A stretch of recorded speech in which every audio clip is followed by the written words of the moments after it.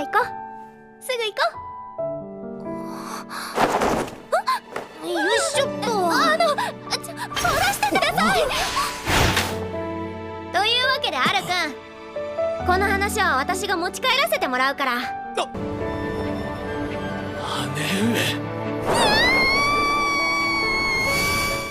I still have a stupid ass cheesy smile on my face. One of the best starts of a season, one of the best starts of an anime just hit us in winter 2023. I just got done watching the magical revolution of the reincarnated princess and the genius young lady. Grab my inhaler. I think I just got asthma. It's so long. The name is just so long. Who's doing this? Why are you guys doing this to me? Regardless, this is one of the hottest starts of an anime. Like, I'm left stupidly smiling. I'm left just like really happy after watching that. Like, my day, this is so for context, this anime launches at around 6:30 a.m. my time. So for me, I'm dead as a horse, and this definitely got me in a good mood. I was like, okay, I'm feeling good. It got me to laugh. It got me to smile. It's super cheesy. I love this story so far.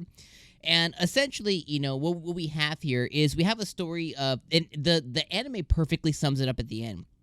We have a story of two girls, one of which was a princess who was kind of like born... Who was born in royalty but born with nothing, and a girl who was born with everything but has nothing. And I think it's them two coming together to form some kind of like really strong bond.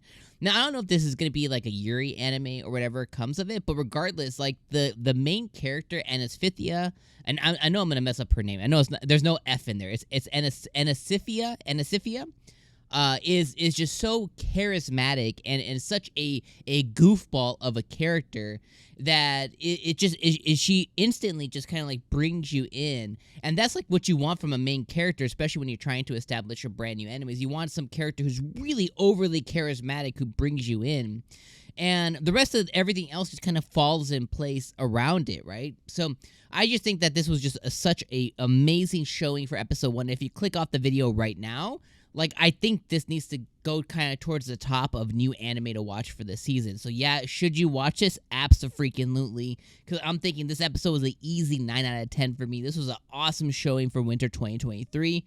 And if there's other anime like this for the season, woo, we are in for a big one. But all right, so let's talk about it. So we get introduced to Anisphithia. And essentially, she is a princess who is of royalty, and in this world that she is living in, inhabiting, it's very common that royalty is able to use and pursue magic. Unfortunately, she can't use magic, which, you know, kind of is what it is. But because of that, you know, she one day at the age of 5 has a dream about flying through the skies. Now, she basically has I don't call it a memory or a premonition, but essentially the anime is hinting that she's reincarnated. Obviously, it's the reincarnated princess in the title, so she's reincarnated. So she was probably from Japan at some point, because of course, you know what I mean. So she was from Japan at some point, and she gets reincarnated into this world. So her memories begin kind of flooding back to her at the age of 5, and now she, like, one of her dreams, you know, when she was in Japan, was always kind of like flying through the skies. Maybe it was being a pilot or something of that nature. And now in this world, she's like, I want to use magic to go through the skies. So that's kind of like her singular focus is like, make myself have magic. But she can't, because she can't use magic. So she has to use magical items. So she puts all of her focus in creating these crazy, obscene magical items. Now, the anime kind of bounces around a little bit, but essentially, you know, we have adventurers who describe her as the pride of the country, as the plundering hunter princess, which I find that just an amazing title.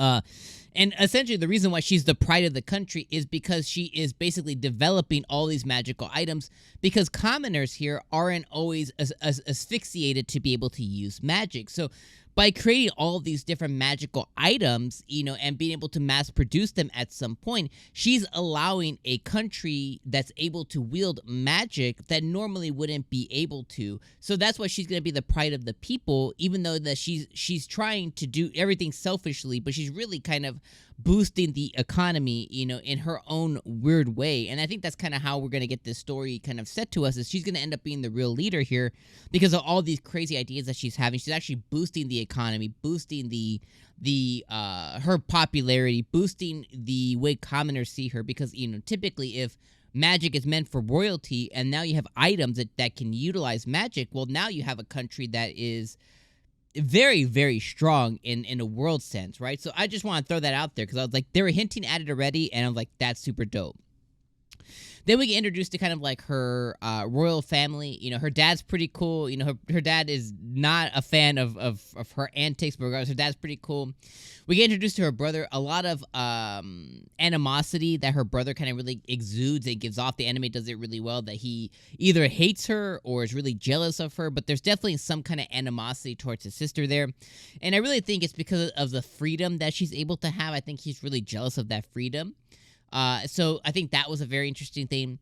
I'm going to circle back to her brother in a second. We also got introduced to an alchemist who she's very good friends with. She's also really good friends with her nanny or her maid. And she shares a lot of her vigor, vitality with them, her personality with them, which I thought that was pretty cool. Really had some really funny scenes with the alchemist. You know, she called the alchemist called 𝐒𝐻𝐚𝐧𝐧𝐞𝐥 a delusional. She was like, that's very rich coming from somebody who collects curses. I really like their banter back and forth. I really like, because she is from another world, that she kind of has like this like no filter kind of thing on there.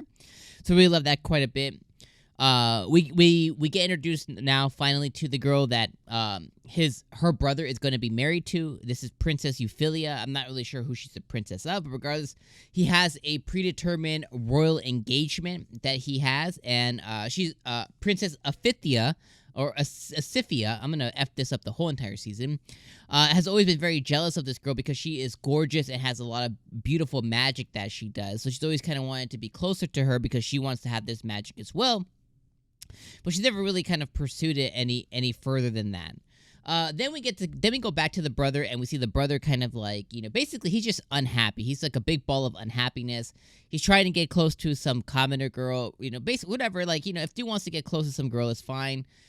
He ends up breaking off the engagement that he has with 𝐜𝐴 in some really dickish way, like really some just a big fucking asshole, big asshole move, like big, you know, small dick energy kind of stuff that he pulls off with the 𝐜𝐴 and stuff like that. Wasn't a fan of that, but, you know, he did it in such a way, and then he tried to, like, blackmail her for, you know, coming after this commoner girl. So I don't know if this commoner girl is kind of the one pulling the strings, or if he was just kind of making up shit to get this, you know, engagement called off. Regardless, as this is all happening, 𝐼𝐴 is going through the air, and she busts in through this, you know, graduation ceremony, and she claims the princess. Princess carries her off, puts her on her broom, and then says that she's gonna go ask her dad if she can have her. I thought that was absolutely incredible scene, and really, really funny. So I can't wait to see what comes next. But I'm gonna, you know, I know I summed up, I kind of skipped around a little bit, but overall, like, this was just a fantastic showing for an episode 1. Really made an impression on me. Really love 𝐼𝐴 as a character. She's really like a goofball. She is very charismatic. She's a big F-it. She's like, F, I'm just going to say what's on my mind. You know, she busted into that ceremony. She's like, ain't she so pretty? Is this going to be like your new mistress? What's going on over here, brother? She's like, you don't want her no more? I'm going to get her then. You know, I like kind of how she is. Like, I think that is going to be very telling on a very entertaining anime throughout the season. So let me know what you guys thought about this episode down in the comments below. Let me know if you're as high on it as I am. Like, this is something that I had no interest in. You guys told me, you know, several of you guys told me in the comments while I was going through what to watch this season, like, you gotta watch this. So I was like, okay, I'm gonna put it on my list. I'm gonna watch it, and you guys came through. So this is, I mean, it impressed the hell out of me. So let me know what you guys thought, you know, watching this in the comments below. And my friends, I'm gonna see you guys all season long for, hold on, I gotta read it because I'm gonna F this up. The Magical Revolution of the Reincarnated Princess and the Genius Lady. All right, see you next episode.